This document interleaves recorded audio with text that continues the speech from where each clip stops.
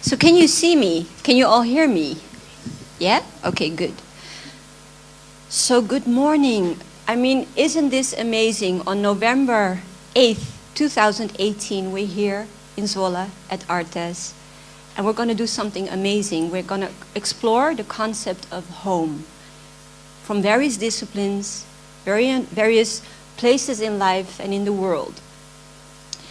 And you know what the program said is, starting from the firm belief that art and imagination play a crucial role in the struggle for an inclusive and just society, ArtEZ studium generale, and the guests, and you, and me, we're going to do that. We're going to explore what home means today.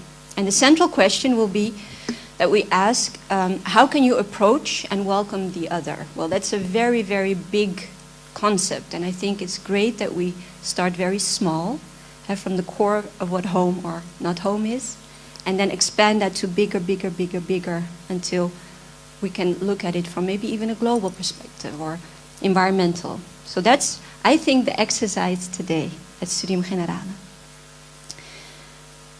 And I have two roles this morning. I will be speaking, I'll be sharing 3 life lessons with you. And after that, I will introduce our fantastic guests that some of them I've had the chance to have dinner with. And I promise you, I hope and I know that everyone will change a little bit in the core of their heart, with probably more power and more faith and more energy to go and make art, to go and live. So that's what I hope we can establish. But I want to start with a very, very simple exercise, because what this program also is saying is that we need to use our imagination, huh? And we're here at the Mecca of imagination. And so I want to do a very simple, small exercise with you. And my friend, you also have to do the exercise. So I want you to close your eyes, all of you, close your eyes. Okay. And imagine that in your right hand, that you feel half of a very juicy, fresh lemon. Also the girl that is now writing, please stop writing or drawing. Close your eyes. Yes, I know it's uncomfortable. And imagine that in your right hand, you have half of a juicy, fresh, thick lemon. And bring the lemon to your nose. Yes, do it. And smell that fresh, juicy lemon. Also the girl in the front. Bring it to your nose. And imagine that fresh, juicy lemon smell. And now take a bite. And start chewing on the lemon.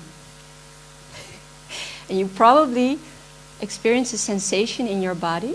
Open your eyes because there's no lemon, simply because of imagination. You sent an image to your mind, and that sent a sensation to your body. And so it's a very simple exercise of what imagination is. Okay.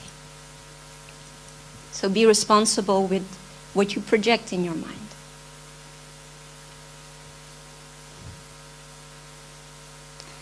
So let me start with my story.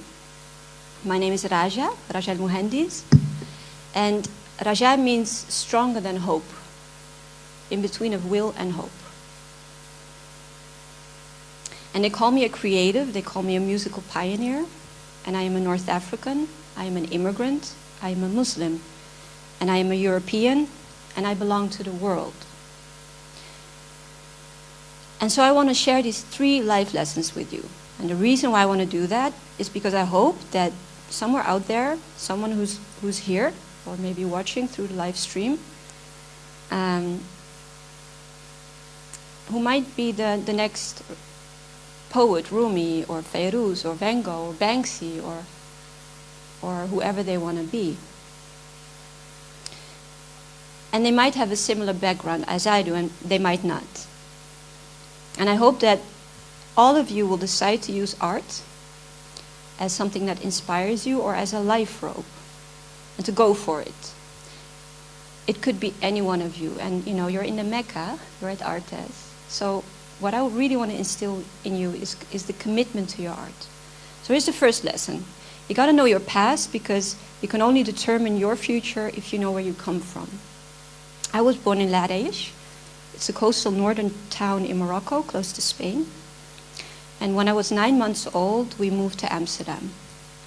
My father lived there. He lived there as a guest worker at a factory at Philips. He was smart with his hands. And life has been a remarkable journey ever since. When I was 3, my parents divorced. And after spending 9 months in a shelter, we moved to another part of Amsterdam, Amsterdam West. And from then on, I was raised by my mother. And my mother, Habiba means sweetheart. She was a very, very brave woman. She raised 5 kids all by herself. And she did that while she couldn't read or write. In a completely strange country, without any family supporting her, so she felt really alone. And why she did that is because she did something unimaginable, and she used her imagination to be able to do that. Because she divorced my dad in 1982. I think most of you weren't born yet. Okay, so back in the days in 1982, my mom divorced my dad. And this was only possible because we lived in the Netherlands. In Morocco, women were only allowed to divorce by law in 2004. So I grew up seeing her as a divorcee. She was shunned by her siblings in the community. She was struggling in a new country, unable to read or write. And Allah was her only witness and support. And so raising a kid like me was a challenge. Because not only did we carry a colonial past, family trauma, and did we come from a tribal culture where family life was number one and a woman didn't divorce, but I was obsessed with dance and playing classical music and writing poems, and I composed songs. I needed my own space away from my family circle to cope with not having an identity or a father or roots. And then one day, the unthinkable happened to us and to me. My mom told me that I had to give up music. She wanted to bring me back to reality. She wanted to ground me. She wanted to bring me closer to our family values and our cultural traditions. But I didn't let her. I didn't allow her to do that. I couldn't let go of my passion, my coping mechanism, my dreams. I couldn't let go of my life rope. Too much had been already taken away from me already. And so I left and closed that door for good. It's been almost 24 years now since that summer day when I was 15. And the impact this change had on me was massive. My childhood stopped right there. And in a way it was karmic, because my mom married and became a mother when she was 15. And the moment I left, I knew it was the painful birth of my dream, my destiny. And I learned to stay strong and beat bullies with creative talent, with patience and with perseverance. Because when you dare to live your dreams, you have to pay the price that comes with it. A ballerina doesn't complain about her dancing feet. Muhammad Ali didn't complain about the punches that come with boxing and being the greatest at that. The pain and hard work is the metaphor for the mandala work that Buddhist monks have mastered so well. It's like plowing the earth where no one has before. And this work is hard and it's painful. But it's work that has to be done to pave the way for others, for the next generation. Because art is a catalyst. It's the grammar we use to tell stories like mine, an immigrant forming a new identity, and maybe like yours, European young students trying to understand your identity in a changing society. So that was lesson 1. Let me say that again, know your past, because you can only determine your future if you know where you come from. Lesson 2, learn from each other's experiences so you can overcome, understand, and show empathy. So, once upon a time in North Africa, if I go back one generation, My ancestors, they were superheroes. My Moroccan great-grandfather was a superhero because he fled from Beni Elham in the eastern Atlas Mountains to Admam in the Rif Mountains by horse and by foot. So you need to be a superhero to do that. And so he ended up in an insulated place, 1,400 meters up in the mountains, the Rif Mountains, to hide from the French occupation. And his son, my grandfather, he also was a superhero because he organized and helped finance the resistance in his region. And eventually the Spanish occupiers imprisoned him for 4 years and then killed him. And then my Algerian grandfather was also a superhero because he escaped by foot from Mascara in Algeria to Tain in Morocco, seeking to avoid bloodshed during the French occupation. And he found peace in Morocco, but 40 days after the passing of my grandmother, at the age of 40, he died of a broken heart.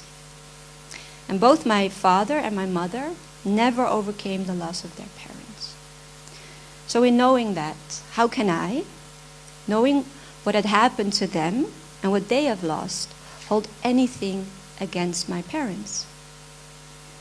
War, oppression, colonialism, and broken families cause so much suffering, not only in our collective past, but also in our current times.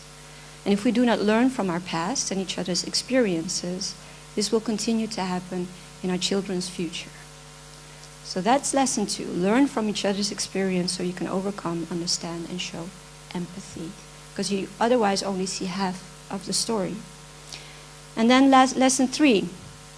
Your past doesn't define your future. Your willpower, your intention, and your actions do. The brave Chinese artist, Ai Weiwei, he said that art is a social practice that helps people to locate their truth. The truth itself, or the so-called truth presented by the media, has limitations. Manipulation of the truth does not lead to lack of truth. It's worse than no truth. Manipulated truths help the powerful or advance the positions of the people who publicize them. So the arts and journalistic media play completely different roles. The history of Europe's immigrants is buried away from a lost and frustrated youth. And so what I would like to say is, isn't it about time that these stories are added to the pages of history books at schools and to the lyrics of songs? So we see more than half of the picture. Progress and integration needs a starting point, but in the beginning of all healing lies struggle, obstacles, and tears. You see, I activated my superhero DNA, because that's what I have, when I left home at the tender age of 15, and I decided not to start a pity party or to give up, but instead molded my sadness into passion and my tears into melodies. And being away from my comfort zone was a big risk. It was lonely and it was hard. But it also gave me time and space to create a broader and more pluralistic perspective. It gave me time to study how the prophets practiced compassion and patience, how the poet Rumi followed his heart, how Buddhist monks create transformative mandalas, how ballerinas practice perfect pirouettes, and how Muhammad Ali floats like a butterfly and stings like a bee. Their wisdom encouraged me to work even harder. Against all odds, I overcame my childhood and having no identity, no home.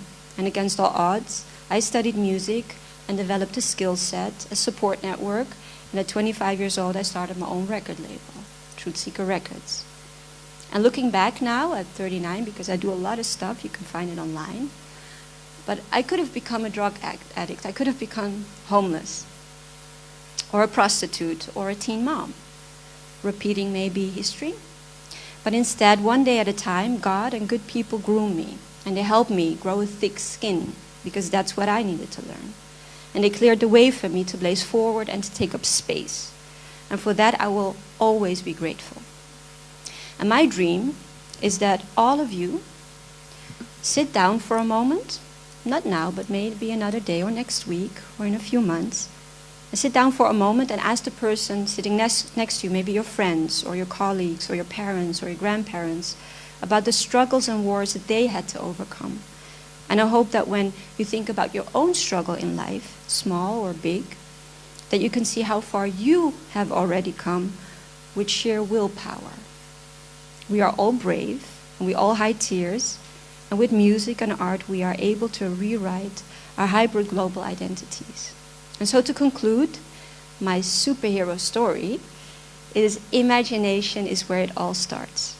Just like with the simple exercise we just started with, or with my mother who decided that if the law in Morocco was outdated and the Dutch progressive, she'd make use of the one that could change her circumstance and that of her children. And that instilled in me a fire which made me an outlier at the age of 15 because I wanted to expand my horizon. And my goal now is to tell you, the next generation, to take up your space and create your chronicles and overtures in life. Here, as I said before, you are in the Mecca of imagination here at ArtEZ. Here you are enough, and what you do is enough. And here you can take up space and time to mold your tears into your tears, your struggles, your dreams, and your passions, and your ideals into art, into music, into designs, into dance, that can transform your circumstance and that of others and of the world. And I hope you know that growing pains are signs of life. And those are the moment of popping out of your caterpillar, your cocoon, and that this is where the magic starts and happens, far away from the norm and from the comfort zone.